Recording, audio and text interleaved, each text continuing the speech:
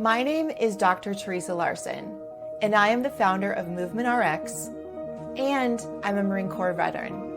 I assist leaders and business owners grappling with client loss, employee retention challenges, and business scalability issues that stem from the leaders' own mental and physical well-being blind spots. I do this through teaching business owners and leaders how to create a competitive advantage by dialing in their own well-being across 5 key health categories that impact how they show up for themselves, their people, and their families. The personal results are leaders that are able to thrive in their roles at home and at work. The business results are a stronger and more vibrant company culture, a business without hidden friction slowing it down, and most importantly, happier, empowered, and more engaged human beings.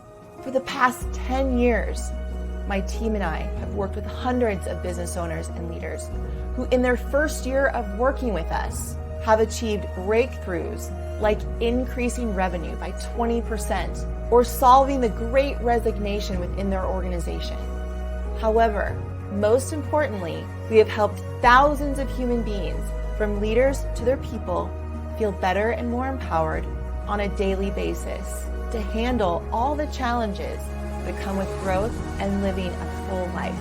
Hey, I want to take a second to just give a massive shout out to Teresa Larson. I had the rare opportunity to actually spend some time with Teresa at one of her events that she was putting on. And I got to tell you, it really opened my mind to more things than I was really thinking about as a CEO. And we all need somebody like Teresa to just kind of kick us back on the tracks and really keep us going every single day. I am excited to connect with you about your event and would love to talk to you about how we can partner together to make your event a wow moment and experience for everyone who attends. If you are interested in learning more about our leader-focused competitive advantage trainings for your business, connect with me by signing up for your competitive advantage training call using the link provided. Remember, your well-being matters.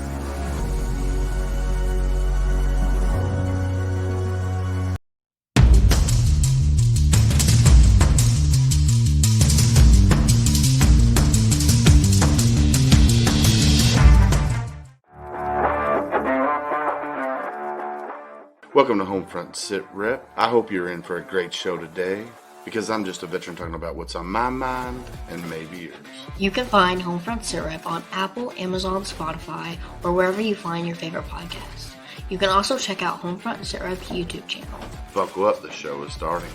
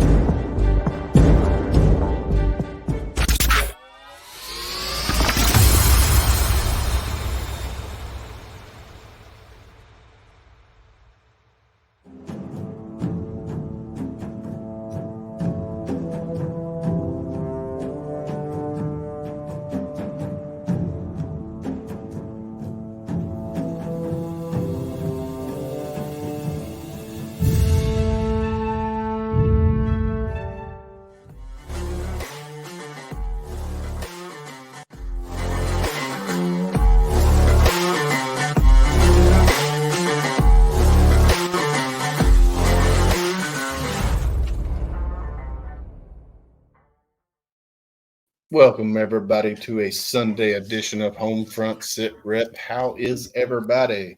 Mr. Phenomenal, how are you, sir? Man, I'm lovely, bro. Appreciate you inviting me on again. This is awesome. Hey, I'm pumped. I'm excited. Dude, I'm excited as well. Mr. JR, how are you? I'm excellent. Glad to be here. Awesome. Awesome. I love it. So, Al, thank you for coming on, and I'm excited to have you on here because we got a great show lined up for tonight. We got Miss Tab Bartley. She's a Marine Corps veteran. She's also a host of the Oath We Took podcast, and she's a public affairs specialist. So I'm excited. Let's bring her onto the stage here. Welcome to the stage, Miss Bartley. How are you? Thank you. I'm good. How are you guys? Awesome. We are phenomenal, as Mr. Yeah, phenomenal. Phenomenal. Just phenomenal.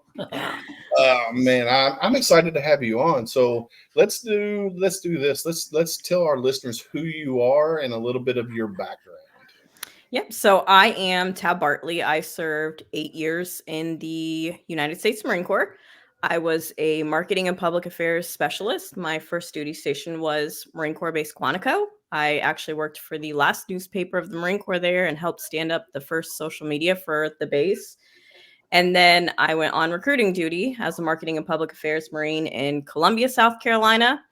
Managed pieces of South Carolina, North Carolina, and Georgia. And then I ended up getting injured after going on a hike with the Rucking Raiders after having a child, and then left the Marine Corps.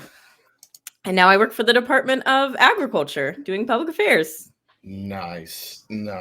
So you're involved with the Marine Corps League. You do a lot of advocating for veterans out there, not just Marines, but all veterans in general. So can you go into detail what you kind of do with the Marine Corps League and stuff like that? Yep. So I am a public affairs officer for the Jack Moss Marine Corps League detachment in Fredericksburg, Virginia. When I initially got out of the Marine Corps, it was hard for me to find a place, and I wasn't expecting that. My gender all of a sudden mattered a whole lot more than it did in the Marine Corps, and I really was not expecting that. And so I moved back home and had to kind of create an organization for female veterans because I just didn't find a place there. Luckily, more time home, found more veterans, and then moving here to Virginia, the current commandant we have, when he found out I was moving to Virginia, he reached out to me right away and was like, "Hey, you need to come and, just hang out with us, hang out with a bunch of Marines." And went one meeting and never left. So I've been there ever since. It's been, I think, 2 years now. Nice. Now, a lot of female veterans will have said the same thing that you did, that you couldn't really find a place that made you feel comfortable. I had She Served Sheroes on, which is another female podcast, Army veteran. I had She's the Veteran on. I've had several female veterans on the last few episodes this month. A lot of female veteran love pretty much for the whole month of January, because there was a need for it out there, because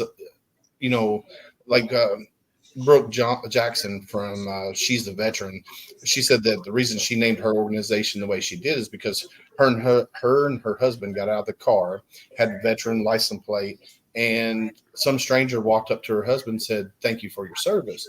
And he looked at the person and he goes, "No, she's the veteran." So that happens quite a bit. And unfortunately, that's too prevalent in our society today that female veterans get overlooked. It's a constant assumption, too. Yeah, it is a constant assumption as well. So, and I think for me too, it was so hard because that wasn't my experience in the Marine Corps. My gender was most often like a positive thing, or at least it wasn't a negative. Right. I was always around Marines, some of my best friends, and going through the disabilities that I was going through on top of it, where I had multiple organ prolapses, which is a female, woman's issue.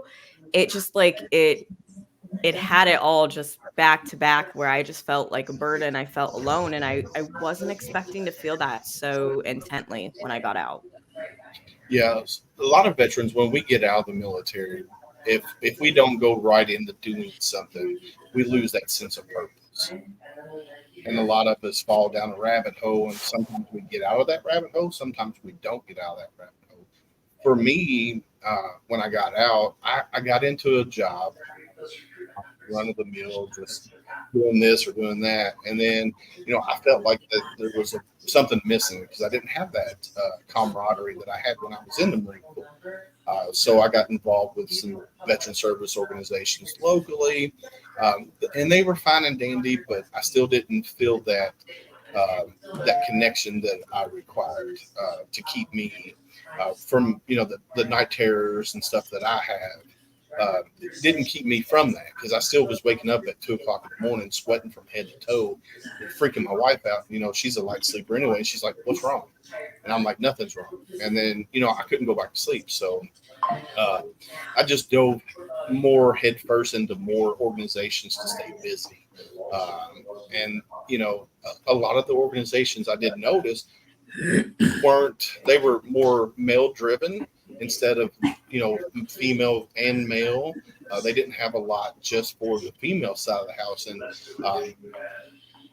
it just kind of blew my mind because in my life growing up, my mom was very prominent because my dad was never there. He was always gone. So for me, females have always been a prominent role in my life, even now, because you can ask Al, I live in a house full of females. The estrogen ocean at the Willis's house.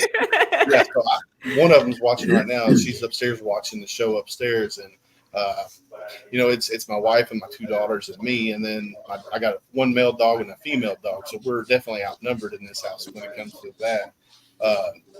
But yeah, female veterans need, and then Candace here, and surrounded outside the house too. So for me, female veterans need a platform, and kind of like what you do with your Oath We Took podcast, you give just Marines, but Marine female veterans and male veterans a platform to talk about their stories and tell their stories. Here's my daughter. She says, "I'm watching it," and Lo. So this one, Lorelei there, Lo, we call her Lo. She's actually planning on going into the either Army or Navy. I'm not really for sure which one she's going into. She wants to be a medic. She looks pretty smart. She should probably go to the Navy. She looks way too smart. She's probably got too high of an ASVAB score to go into the Army. So, dude, she's super smart. Her and her sister are both super smart. Sometimes too smart for their own good.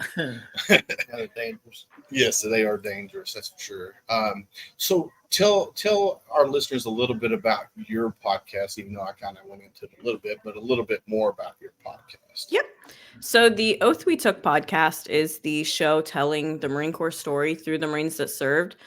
A lot of times I focus on Marines who often don't feel like they have a story that's worth being told. And it's really trying to help challenge that perception and those preconceived notions of what it means to serve. We are constantly talking and sharing people's stories that maybe aren't the norm that you hear, as well as it's not always sunshine and rainbows, not always perfect, not always that they loved the Marine Corps, because I feel like those stories are just as important. I've gotten to participate in a lot of events, and it's always cool, being an event or seeing like you're the first female or this and that. But how many steps did it take before becoming the first to do something right, or then the after? Because just being the first doesn't mean that there was any real change or others. So it's an awesome podcast. I've been blessed that so many of the Marines on it so far, I've had a personal relationship with them. I probably cry too often on the podcast, never planned. But because of that, it's, Marines I spent time with and not expecting us to have the conversations that we were going to have. One, and I'll say it because I'm not sure this episode will ever air, but I had a Marine who, they shared with me something that they'd never shared with anybody before, how close they were to suicide. And they went on this adventure, and essentially at the end of it, they had planned to commit suicide. And the individual, it was a few days after I was getting ready to publish it, and they were like, "I'm not ready for my story to be out there." And I was just like, "That's perfectly fine. No pressure. If you ever are, let me know. If not, thank you so much for like trusting me enough to tell me your story." And so that's my goal with the podcast. I can't promise every story will be out there, but at the very least, at least another person will hear another Marine story. Aliens are real. Yeah. The demons are real. And like you said, they're, something about doing a podcast and talking to people. Now, like my podcast and Triple Threat, we're live when we do our recordings, unless the person that I'm talking to says, no, I don't want to go live, then we don't go. But I had Gunny Dreyer on, who was a MARSOC Marine. He was still in the military, but if you know anything about his story, he was one of the MARSOC 3, which they had that big battle with what happened in Iraq, where somebody wound up dying, and the chain of command was basically saying, "Hey, you're going to be charged with murder and all kinds of things." So he was like, hold off on letting my episode go live. So I held on to it for 2 months, 3 months before he gave me the okay to release it. And I'm like, if that's what you want me to do, that's what I'll do. And he's got a hell of a story. He just recently retired. They pretty much said, hey, you got to retire. So he got an honorable discharge, 24 years, I believe he served in the Marine Corps. And now he's a business owner. He's part owner of Crux Distillery. He's also part of the Brothers in Arms Foundation, I believe is what it's called. So he's got a hell of a story, and it needed to be told. And then, like your friend there that doesn't want their story to be told, at least they told somebody. At least somebody heard. I was about to say I think the good thing for like what you do, Willis, and what Tab's doing is, so even for us, like outside of the podcast that we do and jumping on your podcast and. It's therapeutic for us, right, to do the podcast, right? I get to come on and have some relationships and build relationships, right, and share our stories and just really have some camaraderie that we've missed from the time that we left the service, right? Yep. And I think it's awesome that it's a platform for somebody to be able to tell their story, right? Or to even if it never gets aired, Tab, even if that never comes out and they're never ready for their story to come out. They had the ability to talk about it, right? To air it out, to get it off their chest, to say whatever they want, scream the top of your lungs, whatever it is, even if it never goes public or nobody ever sees it. The therapy and the side of it where you're able to say that to somebody and just speak it, right? Because sometimes the hardest thing to do is to open your mouth and say what's going on, or to say how you feel, or to say, that you're hurt, or to say that you're sad, or to say that you just want to fuck somebody up. I don't know, right? But even if it never gets aired, the fact of the matter is it was a platform that gave somebody the opportunity to say, I just want my story told. And I don't care if anybody ever knows it. I just want to be able to get it out, get it off my chest, right? I want to push it past my demons and get away from it and get it out. So it's very, very therapeutic to be able to speak whatever it is you feel, even if nobody ever hears it, right? You feel like somebody's listening, or somebody took the time out to listen and to hear what they had to say. And that may be all it takes, right? To change their perspective or to change their direction, right? They were in a dark spot. They talked to you, they talked to David, whoever, and now they're putting another foot in front of the other now, moving forward again, back towards the fight instead of hiding, right? So yeah, it's phenomenal what they do. So. And especially for me, I always say that leaving my transition out of the Marine Corps was the most mentally and physically and emotionally challenging time of my life. I personally don't like to say that I was suicidal, but I understood how a veteran could come to that. And I had the moment where I thought that things would be better without me, that I was a burden, and that everything I was going through, everybody would have just been better without me. And I didn't want to die. That's the craziest thing. Right. I did not want to die. I don't know how to scream it high enough from the rooftops. I was so fucking scared of dying. Yeah. And yet I still thought that maybe that was a better choice. You know what I mean?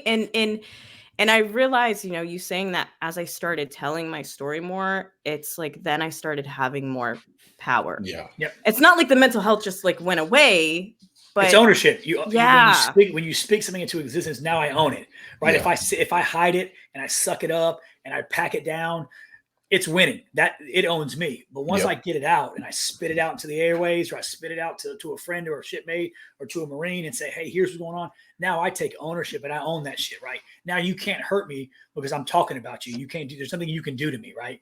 I mean, so yeah, and I think, and you kind of said it, it's getting out, transitioning, whether it's retirement or separation. I'd say it all the time. The scariest time in my life was never going into combat, was never going on deployment. It wasn't boot camp. It wasn't Marine Corps training. It wasn't shit. It was separation. Like the scariest time in my life was when, holy shit, this big chapter of my life is over, right? Like, I don't know what else I'm going to do now. I've done this for 22 years. I don't know what I'm going to do. And nobody's kicking down Al Hero's door to give me a job. Nobody's calling me saying, hey, it's terrifying. And you kind of retreat into like almost like a introverted, dark place where you're like, man, I don't know what's going to happen next. Right. I'm here. I am. And that door is closing and I don't know what fucking door is going to open next for me. And you're not going to kill yourself, but you really are like, man, I don't know how I'm going to support my family for one, because my paycheck is about to drop a whole lot. Right. I'm not getting that BAH. I ain't getting all these extra, because I was in recruiting too, Tab, and actually I recruited and I covered everything from Asheville, North Carolina, down to Augusta, Georgia. So I was So my main you said it earlier. I was like, that's funny. My main office was in Greenville. So I lived in Hendersonville, but I had my headquarters office, me and my warrant officer, was in Greenville. So I covered Columbia. You probably were before me, maybe. I don't know. It was 2 years ago I retired out of that area. But yeah, so it was like crazy. It was terrifying because it's like, holy shit, what's next, right? Like, what am I supposed to do? Maybe the world's better off, my family's better off if I wasn't around, because I'm not the provider. I'm not the, in my mind, mentally, I'm not the warrior I once was, because now I'm hanging up my uniform, and I'm hanging up my medals, and I'm hanging up my ribbons. And Monday morning when I get up, I'm not donning the cloth of the nation anymore. I'm just a regular old guy. So yeah, it's very, very, very difficult, right? So I get it. I'm with you. We're on the same page. So trust me. Yeah. So just telling the story, like you said, your friend that, doesn't want their episode released, just them telling you their story, at least it's out there. And that might stop them from deciding to swallow that bullet. Right. Which is simply amazing, just because now they have a platform, that story's out there. And I agree with both of you. The more that we tell our stories, the easier it gets for us. Now, Doc here, Thomas Reardon, he's a Navy Corpsman, Greenside. He said it's hard to leave a world we know and give up any control we have to go out to a society that never understands us. Nice. I would agree with him 100%. And this guy here is Navy Corpsman, Greenside Corpsman. His story is unbelievable. Let me tell you. So he was in during Desert Storm, and when he got out, he was an EMT, first responder, and then it got to the point where everything that he was seeing with his PTS and stuff made him homebound. He couldn't leave his house. And he slowly started coming out and going to equine therapy and going through that. And now he's out volunteering. He's out doing this and doing that. And now I asked him to go to a football game with me. He's not ready for that yet, but I'm still going to keep pushing because he's my brother, and that's what I'm going to do. Just because I know eventually he'll get to that point where he's able to go out and enjoy a crowd to a point where it's not like, stupid cracked and you're elbow to elbow. So, but yeah, his story. And then Michael says sometimes we still feel that. I mean, they were talking about, not being able to tell their story and stuff. So, right. No, it's super cool, and I'm excited you came on and to get to know you and see what you're doing for veterans. On your podcast, Marine Corps veterans, and then what you're doing for, with the Marine Corps League and stuff like that. I like the fact that, Tab, that you're taking as kind of a stand and doing something to push for female veterans. Because me and David, me and Willis have talked about it a couple of times, right? I really the stigma it is like, thank you for your service, and it's my wife, it ain't me. But I think the stigma is, or maybe the country still isn't ready to accept the fact that we have amazing, right? Like my favorite word is phenomenal, right? Phenomenal female warriors who have done everything and anything in between that any male operator or male warrior has ever done, right? And it's sad that they don't get the recognition, right? They don't get the props that they deserve for their sacrifice for this country, because not only, you said it, you're a mom, right? You had a baby. You were in the Marine Corps doing your thing, and you're raising a child. Like, I mean, that's too shit. I got a house full of kids, and I damn sure doing a shitty job of raising these things, right? Man, right? But it's very, very, it's disheartening and almost angry. Like I said, I think it was on one of Willis's shows. It irritates me that our female service members don't get the respect that they're due.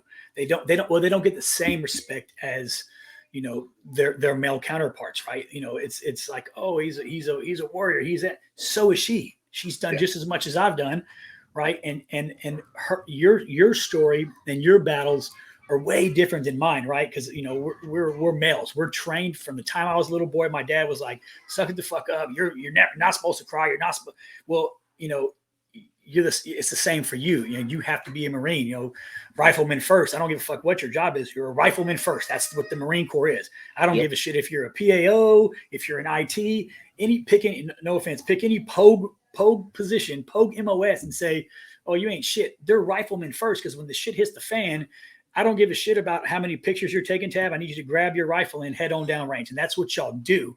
And you definitely don't get the love and respect that you guys are due. It is. So I'm really glad that you have a platform and you're doing something to change that, because we don't give our female veterans as much respect, or we look at, a lot of time I think they're looked at as a second rate. Well, they even though she was there or she did this, she definitely didn't do as much as he did, which is all fucking bullshit, right? I mean, we both. I was in Iraq, and we had females that were on convoys, females that were sitting in a gun turret. We had females that were walking on patrols. I mean, they did just as much as anybody else, but they really don't get the respect and the admiration that's due to their service, right? And I heard something the other day that it was like, it's very interesting that we are this nation that will worship service members and veterans, but we won't do what we need to actually take care of them. And it just hit me so hard, because so I, months trying to figure out what is going on with me. I literally have organs falling out of my body, and I am told that it's not life or death, and plenty of women live with it, and the VA can fix me. I can't stand for more than a few minutes. And this is my third child. Okay. I've had 3 children naturally without a drop of medication. I know pain. That's not an issue. I physically can't stand because organs are falling out of my body. And I wasn't ready for that. The Marine Corps didn't prepare me for that by any means, because I don't know how to prepare for that. Take some Motrin and change your running shoes. Right? Yeah, Take some Man, Motrin, you'll be fine. And then, and that led me to, I put a congressional inquiry in because it was 2 days before my EAS, literally 2 days before my EAS. So I put a congressional inquiry in because I was like, well, what else am I going to do? Like, maybe this will result in something, or at least nobody else dealing with what I had to deal with. And my elected official said that wasn't their job, because that wasn't the committee they were on. And I was like, I may have missed something. But last time I checked, that's literally your job. But I ended up running for office and doing a lot in Indiana that was really, really cool stuff that I had never planned to do in my life ever, because of it. And it really did spearhead a lot of initiatives, and where I feel like I'm finally in a place where I'm not sure I'll ever feel like I'm doing enough or feel like I did when I was in the Marine Corps, but I'm at least doing more. Right. And I'm back to telling the Marine Corps story, and I'm back to doing some of those things. Now, you ran for what is a Senate seat in Indiana? State Senate, yes, while pregnant during COVID, with no political, I have no want to be a politician. It was just they weren't doing their damn job, and so I was like, well, fine, then I'll do it. I'll do it. You're lucky. You're a gangster, because there's no fucking way on a million years I would. The dirt and the shit in my closet, Oh my God, it'd be a damn smear campaign. I wouldn't last a whole week. Oh, And actually, wow. it was COVID, so it was an interesting campaign alone. And it was a good campaign. It was a good experience. Again, I'm not a politician though, so it was a Right. good experience. We'll leave So it we at. had an episode on not too long ago, and we were talking about kind of that realm of being in politics. And basically, what we were saying is, if enough veterans get together, Yep. and create a party, just so we can get a people that's going to help take care of veterans, because unfortunately, the VA system in some states is not up to par where it needs to be. That's like with me. I've been out since 2004, and I'm just now going through the VA journey. Like, I'm just now, because I put it off, because I was one of the veterans that said, "Oh, I don't need it," because for one, I had healthcare. I've had healthcare since I got out, so anything that I ever needed was taken care of. And I was like, well, there's other veterans out there that are more screwed up than I am. And my wife is like, dude, your PTS is out of control. And I didn't, I was in denial, because Marine Corps macho male Marine here. No, I can deal with my PTS. But I've slowly realized that it is affecting me in my personal life. Not so much my work life, but my personal life, it is affecting me because I'm easy to snap. My daughters can tell you, if she's on here, she'll probably pipe up. I do have triggers. Certain things trigger me. Like if we have to leave church or have to leave to be at church by 11:15, well, I want to leave at 10:45 so I can get to church early enough that I can get me an end seat. I have to be on the end. I can't be in the middle of the aisle. And if we're not leaving by 10:45, I'm yelling at everybody, "Let's go! We got to move! We got to move! We got to move!" And then that starts a fight amongst me and my wife and two daughters, and it's just like, holy cow! So, bold move, Cotton. You're gonna lose that one every time. Yeah, you're gonna lose that one every time. Yeah. And it's, for me, like, when we're talking like the mental health and the physical health, for me, it was so much like having to find like these holistic things, and there was just so many things in that healing journey that, like, kind of like you were saying, my husband ended up having to go to a doctor's appointment with me. And I talked about, my organs, I talked about this, and then it came to the point of mental health, and he like just sat there for a second, like giving me the chance to like, are you going to ask for help? And then I was like, oh no, I'm fine. And he was like, nope, she's not. Nope, we're not. And I then, I've had really good and really bad with the VA. It kind of seems to be either or, but I did go through cognitive therapy, and that was life changing for me, EMDR? especially at that time. Yeah. The EMDR. I did the EMDR Yeah. when I was inpatient. The little laser lights. Oh no, the cognitive therapy. Oh, you did you did the cognitive, like like remembering and putting yourself back. Yeah. And so I wasn't expecting that to be, that was awesome. And then when we moved to Virginia, there's a lot more holistic care here. And there's actually another female Marine who's here, and she does what's called biocraniosacral therapy, which is spine, energy, non-invasive work. It's kind of like all of it. And that life-changing in a whole nother way, where it was almost like I could feel the anxiety leaving my body. And it was just looking at the body again in that whole concept, and my faith is really strong, and it wasn't during my transition, obviously, because there was a lot of going on, but it was like finding that like whole person concept again in these things, and what we eat, and just all of these things that would have this massive impact on my anxiety and panic attacks that I didn't think about before. Because for some reason, although the incidents has happened years ago in the Marine Corps, you just keep trekking along, right? Until the point where you're just not there. And then it just hits you like a semi truck. Like a ton of bricks. Yeah.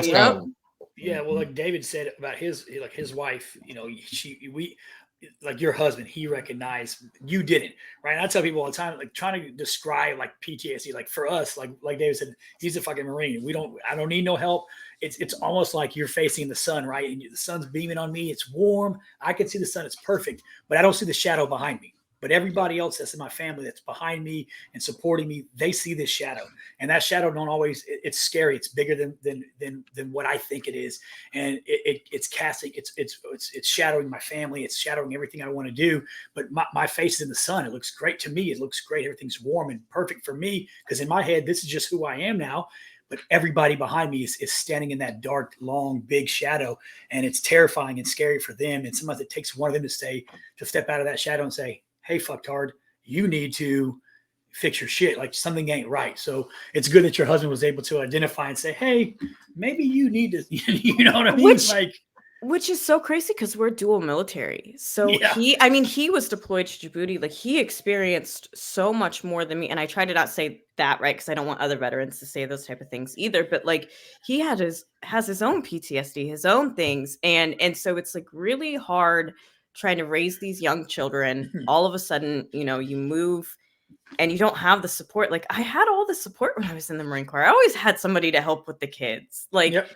There were always Marines and spouses, and it was just both of us trying to find that. It was really hard. So with you being dual military, your husband being military, you being military, can you see his PTS that he can't see? And does he see what?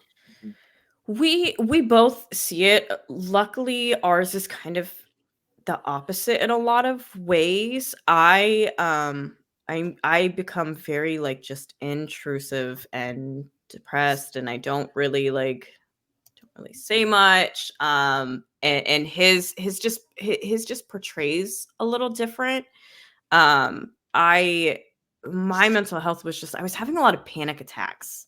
Like, in an amount where I also get complex migraines, which imitate strokes. So there was this time we didn't know if I was having seizures or if they were panic. Like there was just like, when there was all these questions on top of it, I think for me, that was a huge thing with my mental health, as where it was like, okay, once I was diagnosed with PTSD, it was like, okay, we have a starting point. Once I was diagnosed, like that's anxiety. Okay. That was a panic attack. And that was a complex migraine. It was like, okay, so we have starting points here. So for me, because my PTSD is so tied to dying, and that's such a big trigger, that all of these other things then triggered it, because it was always, I'm dying. It just like escalated of like, that's my heart stopping, Right. when it's like, no, your heart's just racing. But I had never experienced that before in my life. And so I was that person that could go up in front of a crowd and talk, right? And all of a sudden I couldn't do that. And so it was very like, again, it was a mind fuck. Yeah, Yeah, some crazy shit. Definitely, Yeah. definitely mind fuck. So Rich LaMonica, who hosts the Misfit Nation, Army veteran, got a great show down in Fort Campbell is where he is. Said he can't wait to connect with you and bring you on his show. So Oh yeah. that's not, he's one. Remember I was telling you about the Tip of the Spear veteran podcast that we do, the roundtable. He's one of the hosts, as well as with Al and Triple Threat vets, and so he will be reaching out to you and bringing you on his show. That's what we kind of do here with Homefront Sit Rep, is where we get people together and get that information out there. Like a lot of times I'll bring in veteran service organizations from around the country, or veterans as yourself as another podcast host, and let you tell your story so people know who you are. Like I went to your Oath We Took podcast page, and I invited over 1,000 people to like your page, just so people could get to know. And I did that same with Triple Threat. Yeah. Misfit Nation, just because I want to share that wealth with people out there. I got, my group of listeners are from, my niche of people, and then like Triple Threat got their niche of people, Misfit Nation. So as long as we can get your story out there and let you tell your story and what you're doing for Marine Corps veterans from around the country, and what you're doing with the Marine Corps League, and then what you're doing with the Department of Agriculture and stuff like that. I think that's simply amazing that I'm able to do that. And this is my therapy. Like Al said, this is my therapy. Yep. Me helping veterans helps ease my night tremors and my PTS, and being able to tell my story over and over again, which I don't really go into a whole lot of details. My wife will tell you that in the 20 years that we've been married, she's still finding out stuff now that I've never talked about, because I'm more open when it comes to the podcast. You know, whether I'm on Al and them's show or Rich's show, I'm more open to tell a little bit more and more about my military service. So, you know what though, David, I think that boils down, and you kind of mentioned it when you talk about like, you know, Rich's podcast and Tabs and Deeds and all. It's crazy that it's a testament to us as veterans, right? Because we're not trying to outdo each other. We're not trying to compete for this. We're not competing for guests. We really are true to what we are. Like, we're a brotherhood and a sisterhood. And, you know, we will pass guests along and we'll support each other. The civilian world, they have no fucking clue, because they don't do that. Everybody's trying to outdo each other. Everybody's trying to one-up each other. Everybody's trying to be better than the next man. Everybody's hating on each other. But it's something about our service and what we've done. Like, we have the ability to come on and say, hey, check these people out, and check these guys out, and check her out.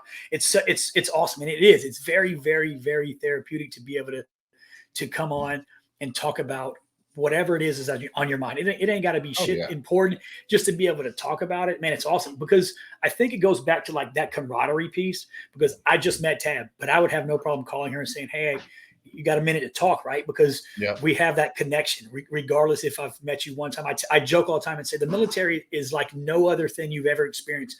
You can meet somebody on a Monday, checked into a new command, you meet somebody on a Monday, and on fucking Saturday, people think y'all have known each other your whole lives. Your best friends, they're at your house hanging out with your kids, barbecuing. Like, it's you don't do that in the civilian world. I work for a civilian company, and you don't hang out with your coworkers like that. You don't talk to them like that. But when it comes to the military, man, we really just like lean on each other. And I think it's because we know we were all, you know, to some degree, and it doesn't matter if it's combat or whatever, nobody's story is bigger than anybody else's, right? Nobody's service is bigger or greater than anybody else's. We were all forged in a fire. We were all forged in that fire of service and camaraderie and service over self and brotherhood and sisterhood. And that bond is so strong across all branches and all lines. Like, it's amazing to be able to see, you know, Homefront Sit Rep and what they do, and the Memphis Nation, and just all these different groups that work together, and they're not trying to just beat each other up. It's a testament to what we do and who we are. It's fucking awesome. You know? Something as simple as just trying to have just a simple conversation with somebody that in other aspects, you know, you might be afraid to have, for maybe fear of possibly being judged, just wanting to talk to somebody that can relate to you, right? And not having to constantly stay in that box when you're around other people, because I want these people, you know, to think I'm crazy, or, you know, something's wrong with me or whatever. Just having a simple conversation with somebody can be challenging at times, and that's just all some people need to make themselves feel better. Yeah, well, the military and the veterans, if I ran into Dave, if I never met David, and I know who he was, I never met Tab, but we were in a crowd, and I ran into Tab at a restaurant, and the first thing out of her mouth is, oh, I was in the Marine Corps. Instantly, we're connected. Instantly, for the rest of the night, I'm in a crowd of people I don't know. I'm not comfortable in this situation. Instantly, Taz, my new best friend, and I'm going to hang out with her, or hang out with David, or hang out with Ty, or hang out with Rich all night long. Like, we're now best friends. Like, we're exchanging numbers. We're planning barbecues. Like, for the rest of that night, I'm attached to Tab's hip, and vice versa, because there's a link automatically. That chain there's a link automatically, no matter what branch it is. Now she's my new best friend.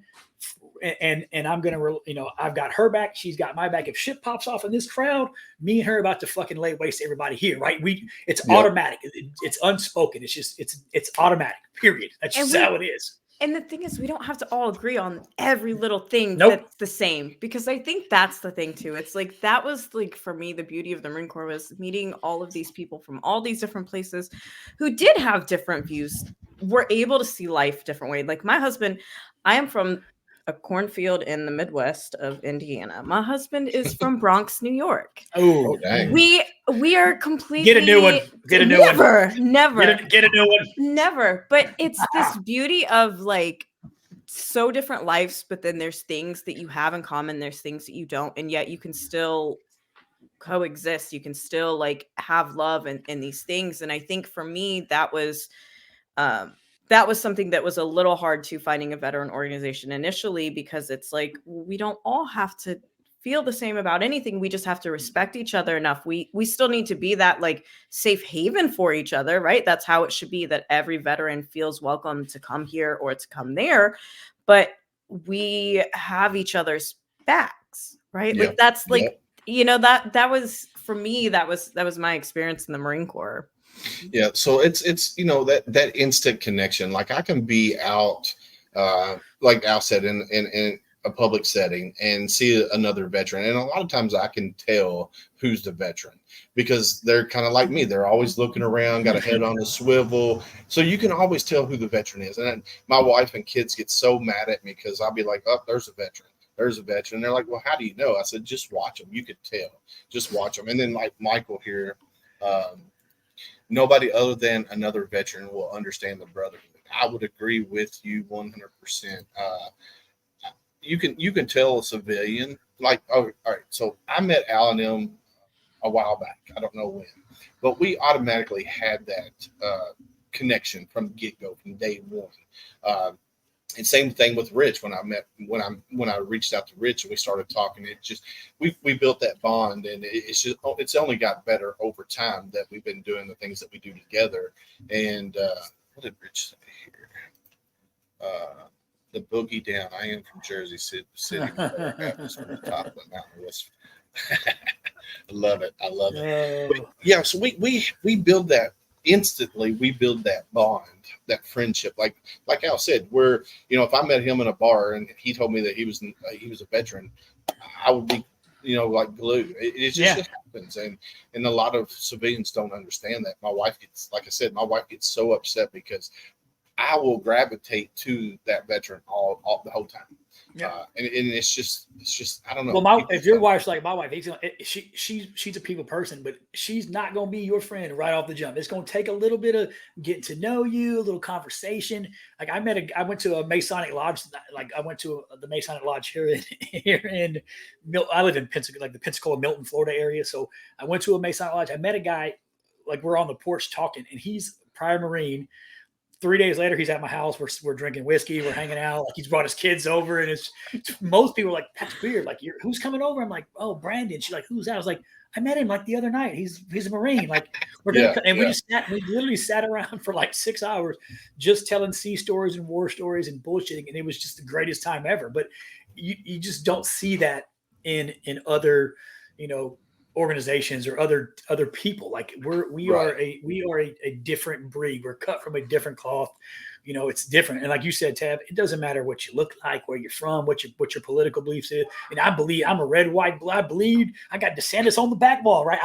But I don't give a shit what your political beliefs are. You're my sister. Like we're that is not going to define who we are or stop what we do, right? Because when you put on that uniform and you go into work every day and you show up for muster and you show up for duty, you don't give a fuck what color the person is. Like me and you are in the same shitty situation. We're both sitting on a CAX or a field exercise in this shitty ass foxhole, sweating our asses off, right? We're in the same we're in the same fire, and we're best friends. We don't give a fuck about none of the other shit. The shit that the civilian world deals with, we don't care. Doesn't matter to us one single solitary bit. Like, I don't give a fuck. Like, and it's this, you know, I named my podcast The Oath We Took because we were all willing. We took this oath and we were willing to give our life for that. And some veterans pay for it in a moment and others throughout an entire lifetime. And that's the reality of it, right? Is no matter what your experience is, at some point you were willing to say, I'm gonna give my life for this country, and for each other. There's no other way to slice it. Yeah, there's no other way to slice it. That's the oath we took. Because I'm sorry, David. The fact of the matter is, even when you like your combat veterans, like when I was in combat, it's fun to say, and it feels good to say I'm doing this for my country and I'm fighting for my country and for my flag. But the fact of the matter is, I wasn't. I mean, I was, but I really wasn't. I was fighting for the guy next to me and the girl next to me. That's what I was doing it for. I'm here with you in this shitty situation to ensure that you get home to your family and you're doing the same for me. So it's a different relationship when I'm willing to die for you to get you and you're willing to do the same for me. Like all that other, like I don't give a shit about what's going on in the world. Like I care about this moment, my 3-foot bubble, the people right here, right now, me and you, we're doing this. And great. It's great to be like, I'm patriotism. That's all. We joined for that, but I wasn't necessarily fighting for that in that moment. I was fighting for the person next to me. Right. That's kind of where it was. Right. So Lisa Cook here says a firefighter medic will understand as well as they know how to keep the size up the situation and keep your head on the swivel. I will tell you that a first responder, regardless if it's police, fire, EMS, they are a different type of brotherhood, but very similar to being in the military, because they're always, if you go to a bar and you'll see a group of fire or police officers that are huddled together, or firefighters or medics, they all kind of do the same thing that we do as veterans in the military. We all gravitate towards each other. So yes, Lisa, they definitely understand, and they understand, and they have their own PTS that they deal with, especially police officers and EMS. My sister-in-law, she's a captain with Oldham County EMS, and my brother-in-law is a lieutenant with Louisville Metro. So, the death that they see is very similar to what we see in the military. So yes, they will definitely understand. And Lisa, don't get it twisted. When I speak about veterans and brotherhood and sisterhood and camaraderie, when I'm saying that, I'm not just referring to me personally, not referring to military veterans. I'm referring to anybody who takes an oath to support and defend their country, their community, whatever it is, the city. So when I talk about veteran and brotherhood, I'm speaking on first responders and police officers and retired officers and firefighters and medics and nurses. To me, that's my community as well, right? If you raised your right hand and you were like, I'm willing to do whatever to take care of somebody else, you were in my circle, right? You're in my 3-foot circle. I promise you that for sure. No, I agree with you 100%. I always back the blue firefighters, paramedics. It's just something that needs to be done. Just like, Al and Tab, if y'all ever need anything, my phone's always open. So it's just what we do. So Lisa says, I'm an Army brat and first responder nurse. Well, thank you, Miss Lisa, for taking care and continuing to serve. So, all right, we're at a small break. Let's pay the bills per se. So stand by. So if you're in the music business out there, look up talenttalents.com or Louisville Local Entertainment. And then Al, I also got a special one tonight too. You'll see it here in just a minute. Owner of Talon Talents here, and I just want to say that we are ecstatic to be a major sponsor of Homefront Sit Rep, a community that is ran by veterans and made for veterans. So thank you for tuning in. Talon Talents was formed in order to create a music scene that was together in the form of a collective, so that no one has to do everything on their own. And guess what? We've been doing this for free for over a year. So please go and check out Talon Talents through Facebook or through our official website at www.talontalents.com. We'd love to hear from you. Thank you again for tuning in to Homefront Sit Rep, a veteran-owned and operated podcast just for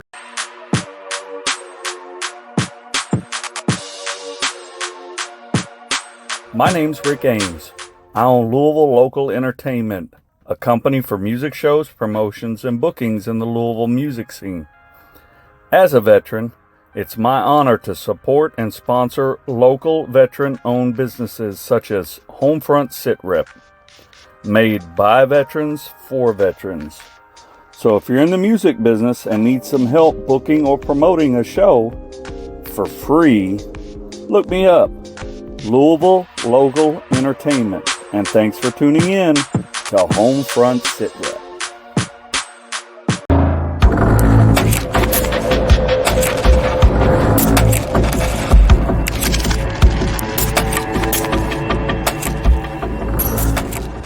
Gear up in style wearing Got Your Six apparel.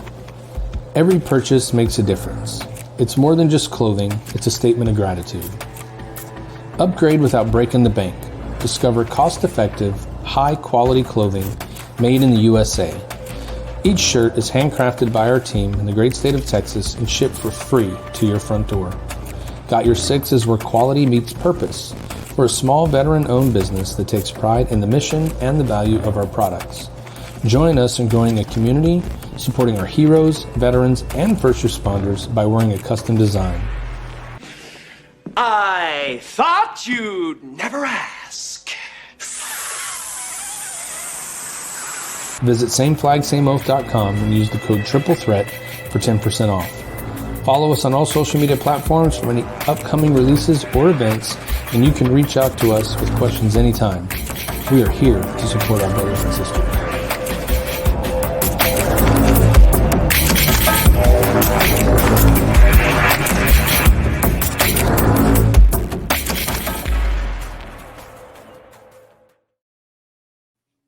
All right, we're back. You like that one? Yeah, it's a good one. That's the new one. Yeah, I love it. It's awesome. Oh, Matt. You see that, Al?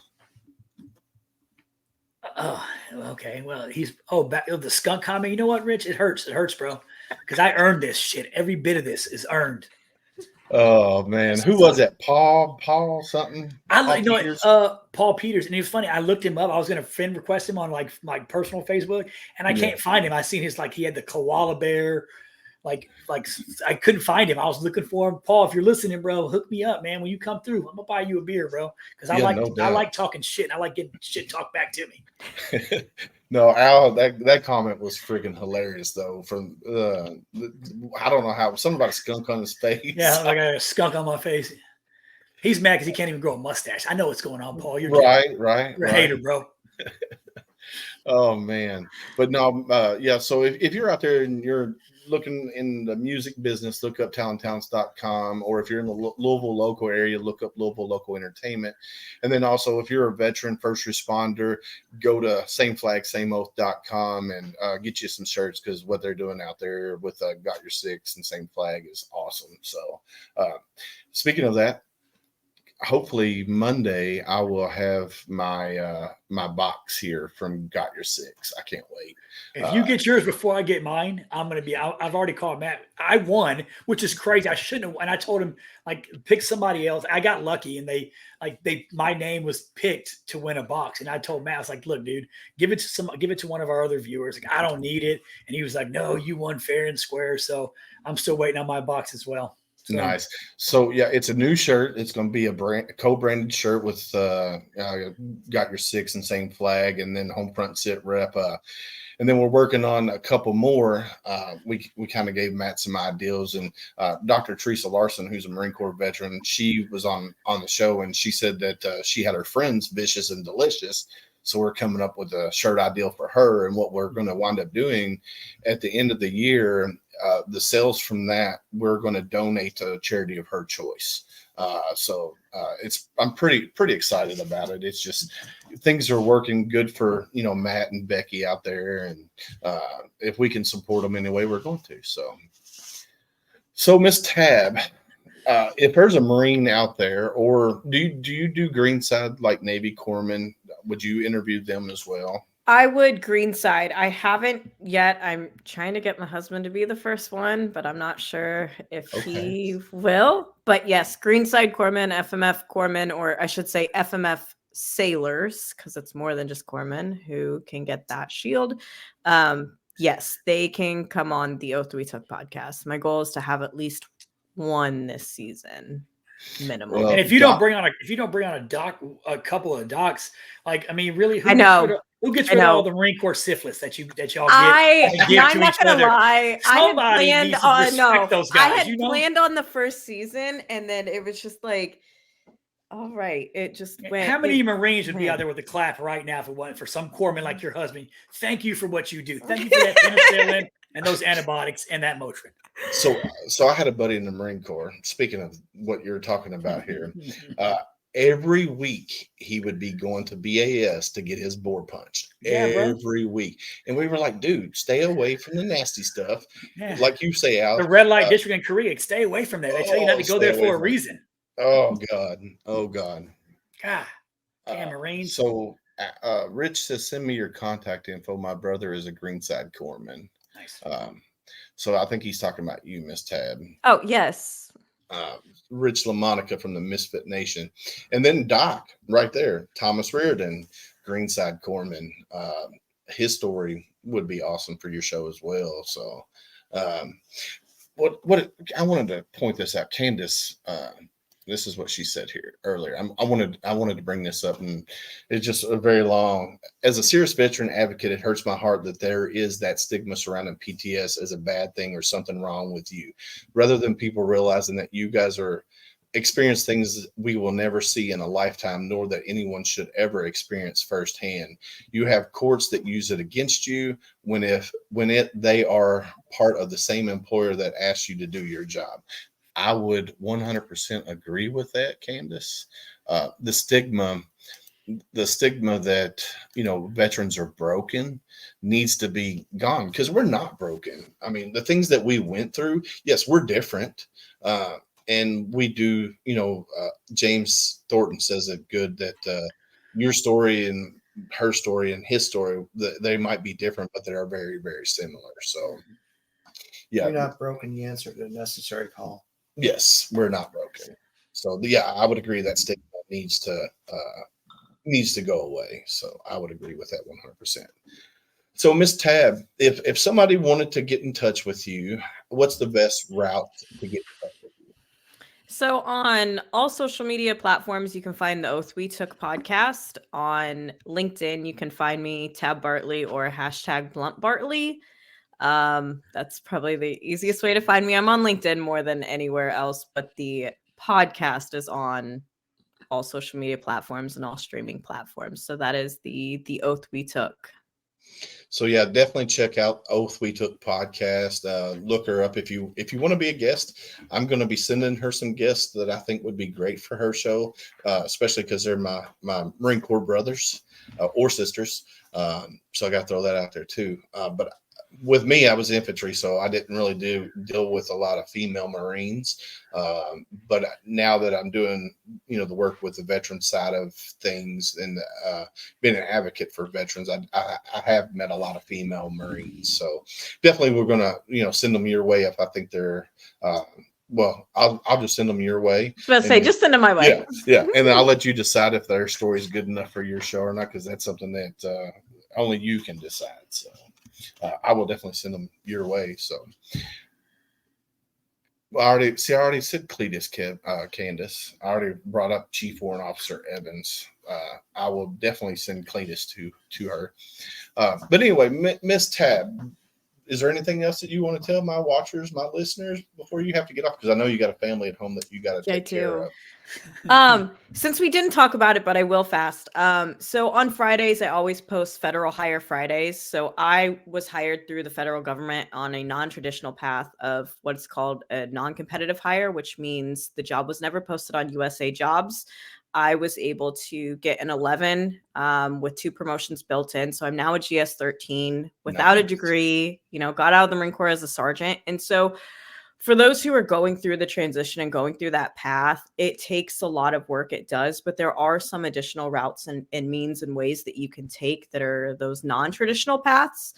And if interested, USDA is amazing. You don't need to look at just the DoD when it comes to federal employment by any means. USDA has 29 agencies that fall under us. As I said earlier, I'm the president of the Veteran Employee Organization with the Department of Agriculture, and we just have a great organization. So if you are getting close to transitioning out in March, the USDA will be hosting a veteran military specific career fair. And I think that's kind of now it. Are there USDA jobs in Kentucky or Florida? All across the nation, across the nation, and even in other countries. So definitely worth doing some research and seeing if it may be a place for you. If there's a place, the Forest Service falls under USDA where I work, which is the Agriculture Marketing Service. I would say all the other ones, but it's only going to be the acronyms, and I'm going to forget what they mean anyway. But there's 29 of them. There's 29 of them. And yeah, we're all across the nation. And so definitely if you are transitioning, look outside of just the DoD. There are a ton of different federal career paths for you, and just different career paths and in general. Awesome. I love it. So when you say forest, are you talking about like forest rangers and stuff like that? Yep. So Forest Service, they a lot of firefighters are hired under the Forest Service as well. A lot of firefighters. Nice. I love it. I love it. I love it. Well, I want to thank you for coming on and spending this hour with us and telling your story and what you do for veterans and the Marine Corps League and the Oath We Took podcast and everything that we've talked about. I want to thank you, and I hope you have a great night. Yes. Thank you so much for having me. Thanks, You're Sarah. very Nice welcome. to meet you. We Nice will to meet talk you. to you later. Dude, how cool was that, Al? Yeah, she's awesome, bro. Yeah, she is amazing. And I will definitely going to be getting with her so I can go on her podcast and be a guest for her. So That'd be awesome, bro. I think it'd be super cool. And then I want to bring her on as one of the co-hosts for Tip of the Spear. Yeah, have her and come bring on her one time, into that fold. Hell yeah. I think that'd be super cool. For one, she's a podcast host, so she can, spread the wealth, and that's kind of the reason why we started the Tip of the Spear with, the 5 main ones, and then we're going to bring other podcast hosts on. So if say Rich can't make it, then Miss Tab can jump in and take his place, or somebody else. So Resources. yeah, so it's definitely something good to have those resources, JR. Well, she's doing some amazing shit. Like, it's Oh, very, yeah. very, very impressive. I'm gonna go on when I hang up. When we get off here, I'm gonna go follow her podcast and start listening in on her stuff too. So Awesome. I love it. So yeah, we'll definitely, and then you guys might need to bring her on Triple Threat. Yeah, for sure. So sure. I'll send you her contact information now. That way you'll have it. You can email her and get her lined up, because I know you guys are booked all the way out as far as I am. Yeah, we got a lot. Yeah, but if you get, Ty's a fucking magician. So if you get her shit over to Ty, he'll work at it. You know how Ty is. He'll work he always works his magic, and I love the connection that we got, with Triple Threat and my family, because my family adores you guys. Yeah, we love Julie. She's like our favorite. So, dude, we like you, but she's awesome. I know she watches your show more than she does mine, and I'm not lying. Julie's awesome, man. And I'm partly to blame for that, because I'm not very good at taking constructive criticism from my wife, because I feel like she's always yelling at me. So it's always criticism. Yeah. So when she watched the first, or listened to the first few episodes, because before we started doing the video, we did audio, and she's like, "Well, you do this or you do that," and I'm like, "Really?" So and that just turned her off. So. But anywho, I'm trying to get, which we need to bring Julie. We're trying, me and Ty and all of us. I think might have been Matt and somebody had an idea. We want to do one of our episodes. We want our wives to come on and do the episode. Like everybody's wives come on and like have them host the show and talk about the shit from their perspective, right? Because we say what and have them us just kind of do the background, but let them do the show. We had to bring Julie on as the wife guest. That'd be freaking awesome, dude. That would be cool as fuck. Yeah. She would do it in a heartbeat. Yeah, it'd be awesome. So I'm planning on doing a military child episode. That's badass. So like my kids, I wasn't in the military when my kids, when I had my kids, but they deal with that the way it is now.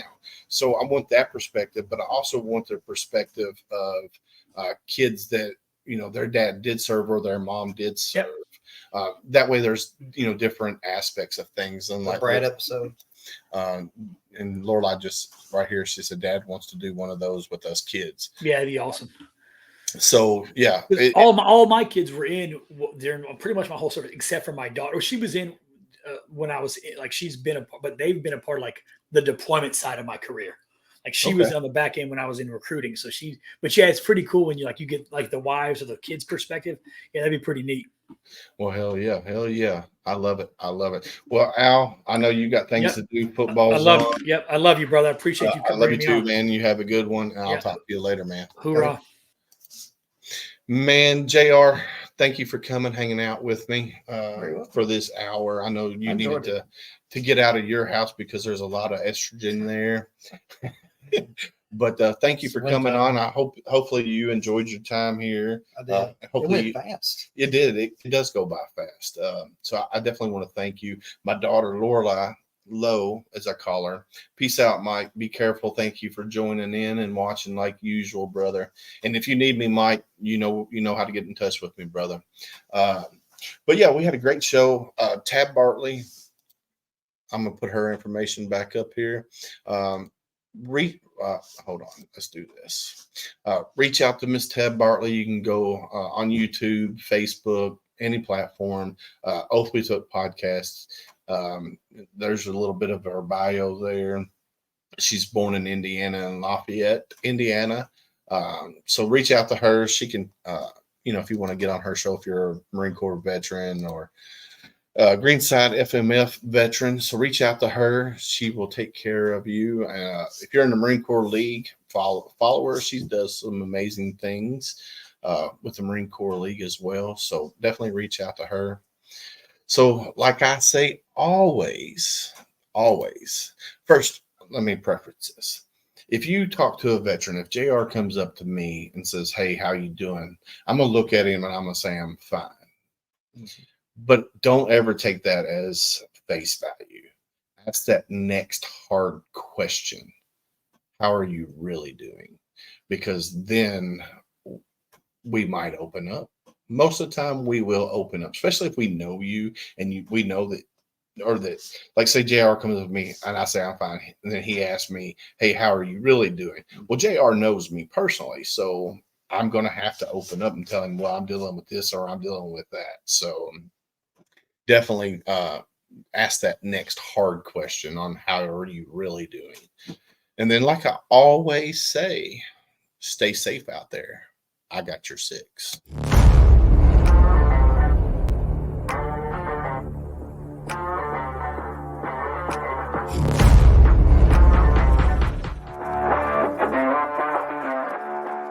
Thanks for listening. Hope you enjoyed the show. Suggestions and comments are always welcome. Cannot wait to have another great show with y'all.